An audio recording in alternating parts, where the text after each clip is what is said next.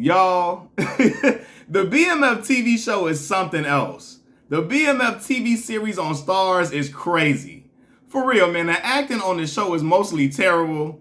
It's terrible. I ain't gonna even front like Lala and them, and then depending on what episode it is, some of the other main characters be up and down. Some of the dialogue that my man Meech gives, I'm like, man, no, man, right? It's crazy. The best actors on the show is the dude who plays Lamar, even though his character is ridiculous for real.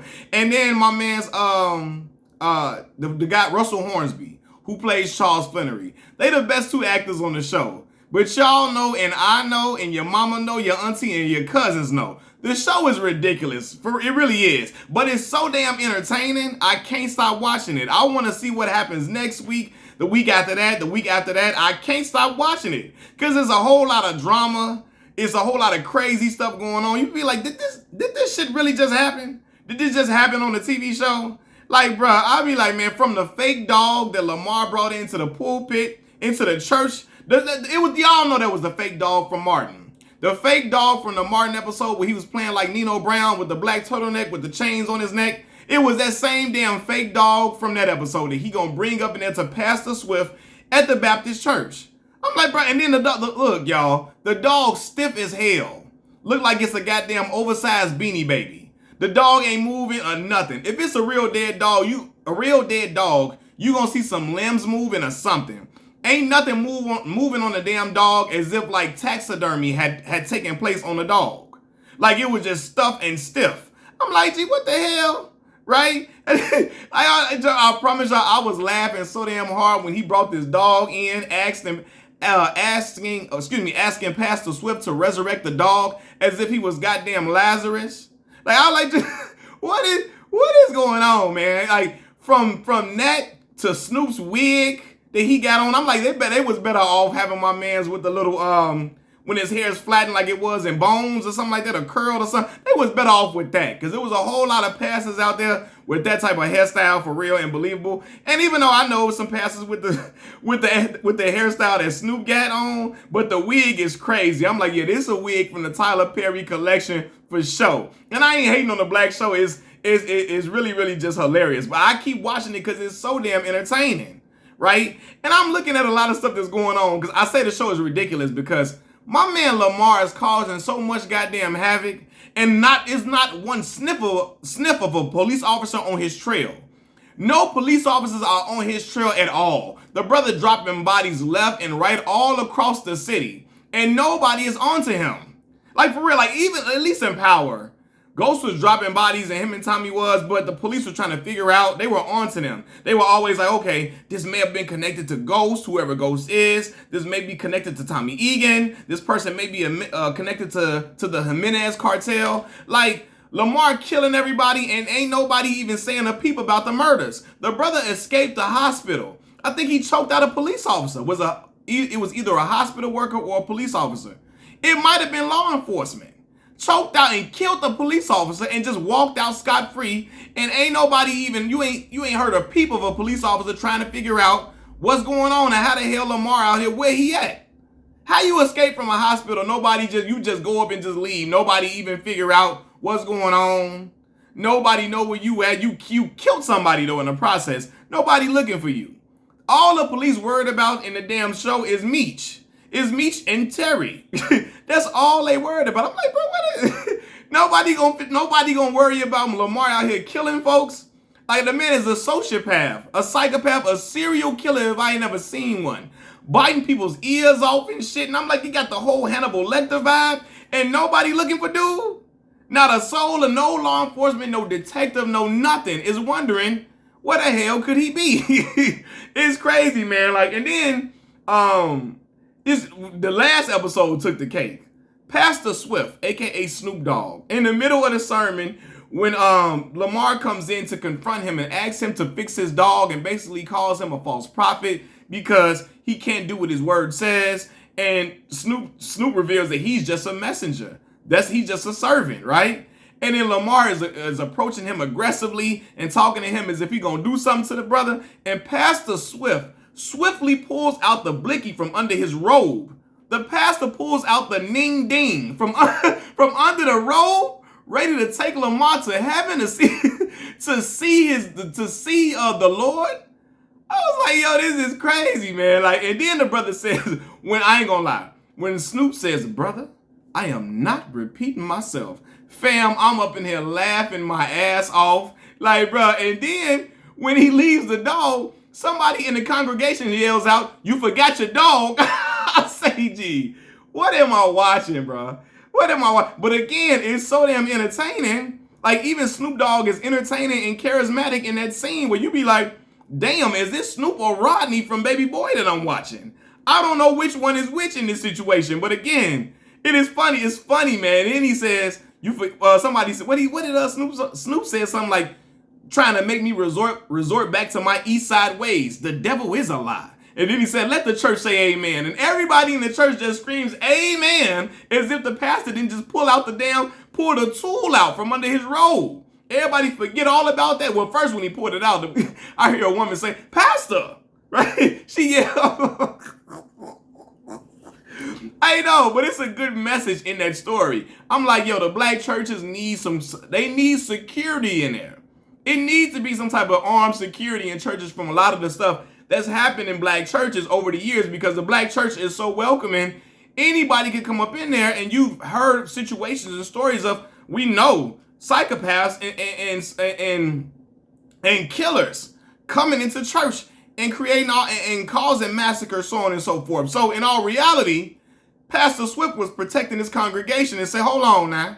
You're going to get your ass up out of here. Then the pastor called him the N-word. I say, yo, this is wild. I'm like, yo, this show is something different, man. And then, not to mention, the last episode, the brother K9, the drug dealer who is intimidating us all outdoors, who don't give a fuck about nobody.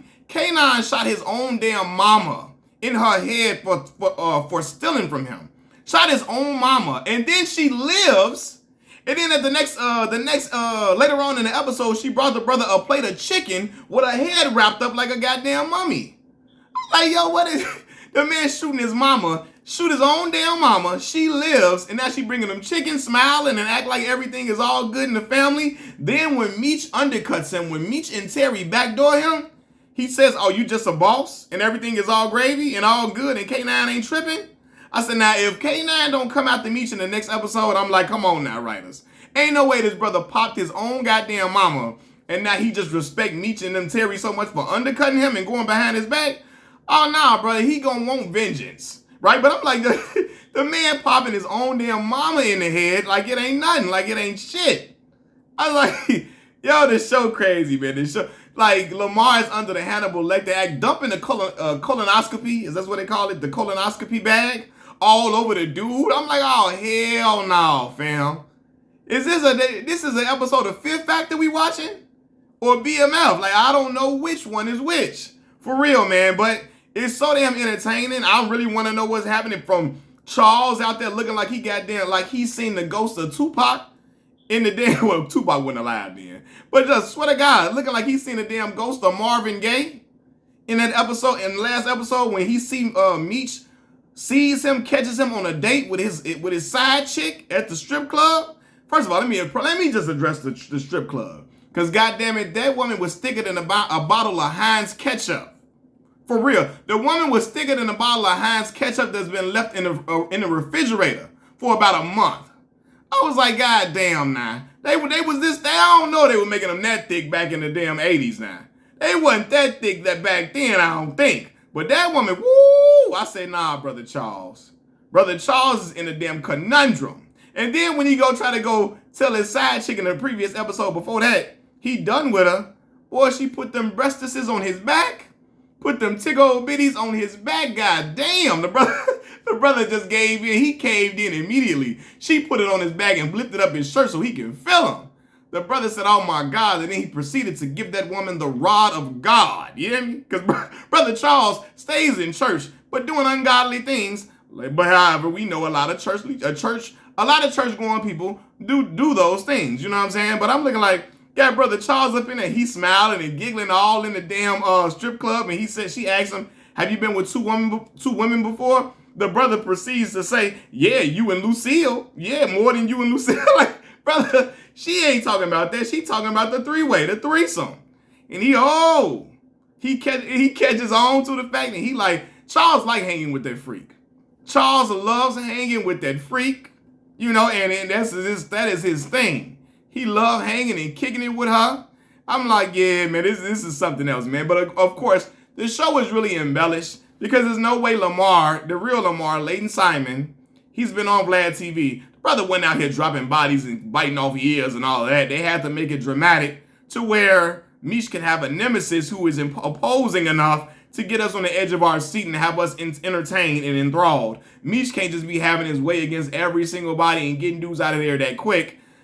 And I think people were really entertained with the character of Lamar that they had to bring him back. People were really like invested in that character, so they brought him back. Also, Meech and them ain't out here, wasn't out here. I don't care what you tell me. Meech and them was moving a whole lot of dope, shiploads, of a lot of dope. But they wasn't just out here taking bodies, dropping bodies, killing folks left and right like that. Like, come on. You ain't gonna get me to believe that. So that's why, and again, it's a TV show, and they say the events, it says, like, you know, this is not accurate. A lot of this stuff, you know, is not accurate to what happens, right? And or somebody says, who knows? It could be some truth, right? To leave it with leeway. So they not really trying to paint it like it actually happened.